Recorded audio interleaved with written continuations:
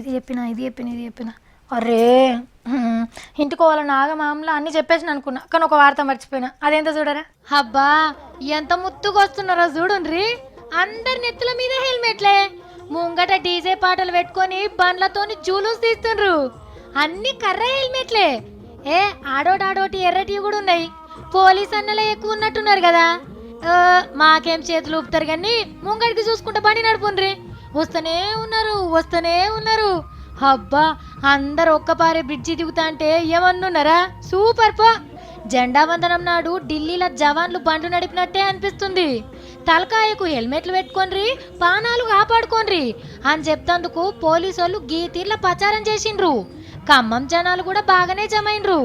500 బండ్లతోని 500 మంది హెల్మెట్లు పెట్టుకోమని ప్రచారం చేసుడంటే తారీఫ్ చేయాల్సిందే. గిన్నిస్ బుక్లకు ఎక్కాల్సిన రికార్డే. మరి అన్ని మంచిగానే ఉన్నాయి కానీ ఈ ట్రాఫిక్ లా కుయ్యని హారన్లు కొట్టుడేందో. నిన్ననే మా సత్తిగాడు చెప్పే, వచ్చిరాని హారన్లు కొడితే ఎసొంటి శిక్షలు పడతాయో అని.